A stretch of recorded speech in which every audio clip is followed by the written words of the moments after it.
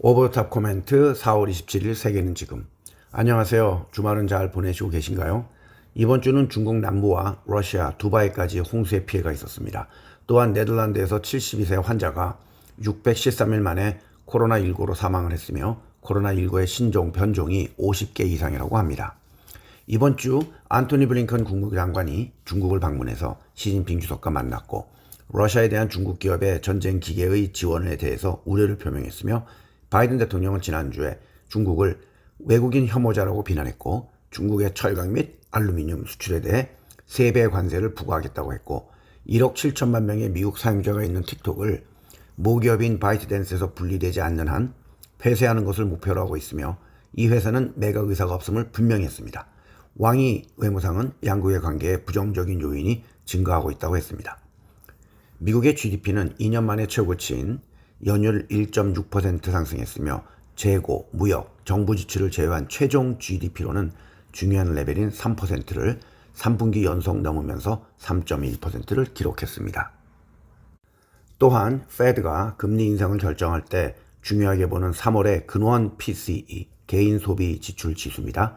는 예상보다 높은 작년 동월 대비 2.8%가 늘었고 식품과 에너지까지 포함한 개인 소비 지출 지수는 2월보다 0.3% 늘면서 작년 동월 대비 2.7% 늘었습니다. 즉 인플레 압력이 여전히 있다는 것을 확인했습니다. 따라서 미국 달러 또한 강세로 가고 금리 인하는 당분간 없을 것으로 보입니다. 골드만삭스는 미국의 대선도 다가오고 있기에 달러 강세가 계속 오래 유지될 것이라고 하며 저도 같은 의견입니다. 골드만삭스는 엔달러 환율을 3개월 후에는 155엔, 1년 후에는 150엔으로 보고 있습니다. 1990년 6월 이래 처음으로 일본의 엔화는 지난 수요일에 0.4% 떨어지면서 155.37엔을 찍었습니다.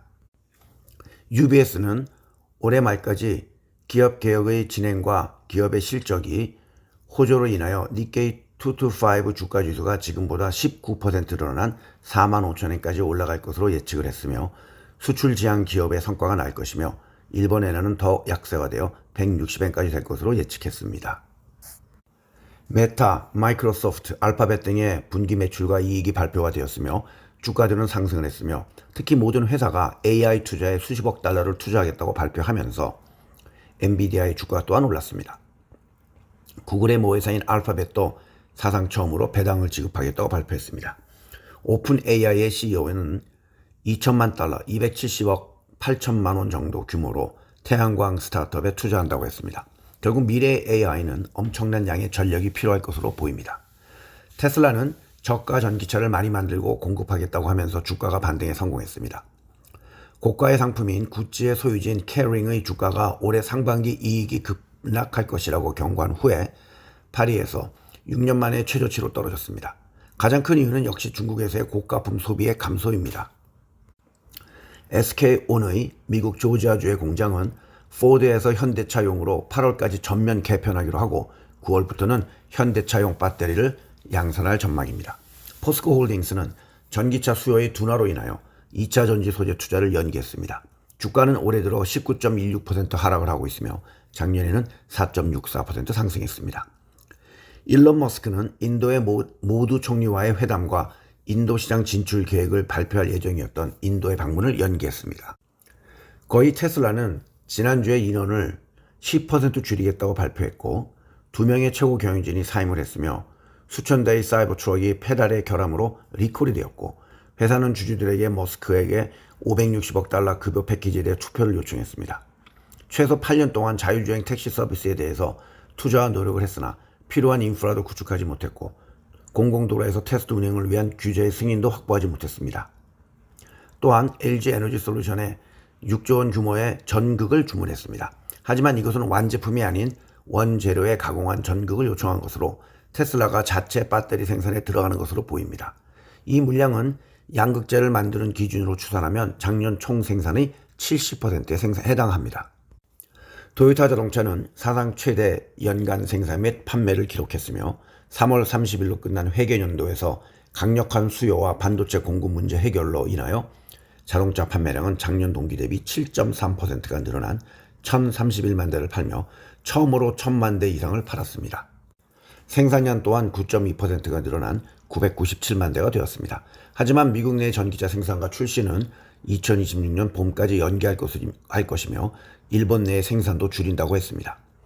오토 차이나 2024가 25일에 시작이 되었으며 CATL은 고성능 인산철 배터리를 1회 충전으로 1000km 주행하는 것을 발표했으며 니오는 배터리를 수압하는 장치를 전시했으며 충전하는 것 대신 새 걸로 즉시 교체한다고 합니다. BYD는 하이브리드 세단을 선보이며 전기차 수요 정체의 정면으로 돌파하려고 합니다. 애플은 1분기에 중국에서 아이폰 판매량이 작년 동기 대비 19.1% 하락을 했고 이것은 코로나19 이후 최악의 실적이며 원인은 여전히 중국의 소비자의 심리가 약세이며 화웨이는 69.7% 상승을 해서 비슷한 수준의 핸드폰을 판매했습니다. 카카오 게임스는 사내에서 영어 이름 사용을 안 하기로 하면서 이건 다른 카카오 계열사로 영향을 미칠 것으로 보입니다. 홍콩의 뱅커들은 추가로 해고를 당할 예정이며 중국의 경제가 회복이 느리기에 또 홍콩의 시니어 뱅크들은 싱가포르의 비슷한 시니어 뱅크들보다 샐러리가 40%에서 70% 높기 때문에 작년에 이미 홍콩에서는 200여 명이 해고를 당했습니다. 이 와중에 BNP 파리바는 중국의 증권부를 신설해서 30명을 채용해서 중국 주식의 중개와 자산을 운영할 예정이라고 밝혔습니다. 이것은 그들이 17년 전 현지 합작투자증권과의 계약을 종료한 후에 다시 중국에 진출하는 것입니다. 홍콩은 4월 말까지 가상화폐 ETF를 출시할 예정입니다. 미국의 MBC가 4월 12일부터 16일까지 1000명을 대상으로 한 여론조사의 결과가 21일에 발표가 되었으며 제3 후보인 로버트 케네디 주니어의 힘이 나왔습니다. 바이든이 44%, 트럼프가 46%를 받았지만 케네디 후보를 포함해 5명의 다자구도에선 바이든 대통령 39%, 트럼프 37%, 케네디 후보 13%를 받았습니다. 양자 대결에서 바이든을 지지한다고 밝힌 응답자의 7%, 트럼프 지지자의 15%가 각각 케네디 주니어를 선택했습니다.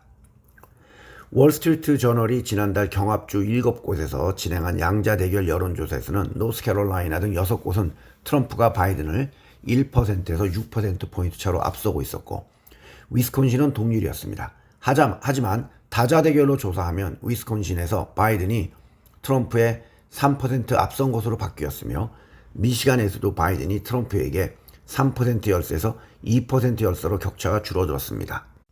트럼프는 지난달 소셜미디어에서 케네디 주니어는 바이든의 상대이지 내 상대가 아니다. 또는 그가 출마한다는 사실이 좋다며 케네디 주니어의 캠페인을 응원했지만 최근 트럼프 캠프는 케네디 주니어는 바이든만큼이나 극단적인 좌파 인사라고 공개 저격을 했습니다. 블룸버그의 여론조사에 의하면 미국의 이스라엘 지원에 대한 7개 경합주의 유권자들의 지지도는 전쟁이 시작된 이후 최근 아주 빠르게 급락하고 있으며 7개 주의 51% 사람이 이스라엘에 대한 지원을 강력하게 또는 어느 정도 지지한다고 했으며 이것은 1월 달보다 10%가 하락한 수치입니다. 그리고 미국의 유명 대학교에서는 반이스라엘 시위가 여러 곳에서 일어나고 있습니다. 한국의 국가과학기술자문회의 전원회의에서 3대 게임 체인저 기술에 대폭 투자해서 차세대 범용 AI 등을 개발하며 양자 업체는 2030년에 500개 육성한다고 발표했습니다. 세 가지 게임 체인저는 AI 및 반도체와 첨단 바이오와 퀀텀 양자 컴퓨터입니다. 6월부터 육해 공군 각 군과 계룡대 내에서는 아이폰 사용이 전면 금지될 것으로 보입니다. 한국과 중국으로 오가는 발길이 끊겼으며 코로나 봉쇄가 끝난 뒤에도 여행과 출장의 수요가 회복되지 않으면서 코로나19 직전인 2019년은 물론 한중 갈등이 최고조에 달했던 2017년 사드 사태와도 비교해도 크게 줄었습니다. 하지만 알리익스프레스, 테무, 쉬인 등의 초저가 상품들의 공습으로 지난 1년에서 2년 사이 새 중국발 화물량은 폭발적으로 증가했습니다. 항공정보 포털 시스템이 분석한 결과 올해 1분기 중 한중 항공편 노선을 비용한 여객선은 286만 9,564명으로 2023년 1분기에 38만 7,128명보다 7배 이상 늘어난 것이지만 코로나19 전인 2019년 1분기에 413만 8,204명에 비해서는 30.6% 감소한 규모입니다. 한중 관계가 좋지 않은 상황에서 중국인들이 한국을 방문해야 할 이유가 과거보다 크게 줄었으며 중국 정부의 반간첩법 강화 조치 등을 고려하면 한국인들도 중국에 가길 꺼릴 수밖에 없는 상황입니다. 반면 중국발 화물량은 올해 1분기 항공화물은 1년 전보다 37.2%가 증가한 16만 6,092톤에 달했습니다. 이것은 코로나19 이전인 2019년 1분기에 16만 8,224톤과 맞먹는 규모입니다. 통계청에 따르면 작년 한국인의 중국 온라인 쇼핑을 통한 해외 직접 구매액은 3조 2,872억 원이었습니다. 이는 2026년 대비 2배 이상 증가한 수치이며 2016년입니다. 5년 전인 2019년과 비교해서는 5배가량 늘어난 것입니다. 업계에서는 이 추세가 더 가파르게 올라갈 것으로 보고 있습니다. 한국의 23세 이하 축구 국가대표팀은 아시안게임 겸 파리올림픽 예선에서 신태용 감독이 이끄는 인도네시아 국가대표팀에게 페널티킥으로 지면서 40년 동안 계속 진출했던 올림픽 대회 진출하는 기록이 깨졌습니다. 유명 가수인 셰어, 포리너, 쿨 앤드 갱, 아지 오스본, 피터 프램튼 등이 락큰롤 명예의 전당에 입성을 했고 10월 19일 클리블랜드에서 입당식이 거행될 예정입니다. 하이브 안에서의 내전으로 인하여 하이브의 주가는 일주일 사이 상당히 큰 폭으로 떨어졌으며 민진 대표의 깜짝 기자회견도 있었고 하이브의 즉각적인 반론도 있었습니다. 저의 해결책은 이 둘이 결혼하는 게 어떨까 합니다. 하이브는 지난 일주일 사이 13.7%가 하락을 했으며 올해 들어서 16.55%가 하락하고 있고 작년에는 25.37% 하락하고 있었습니다. 저는 계속 말씀을 드리지만 엔토주는 별로 선호하지 않고 개인들은 투자를 하지 않으시길 추천드립니다. 즐거운 한 주가 되시길 바랍니다. 감사합니다.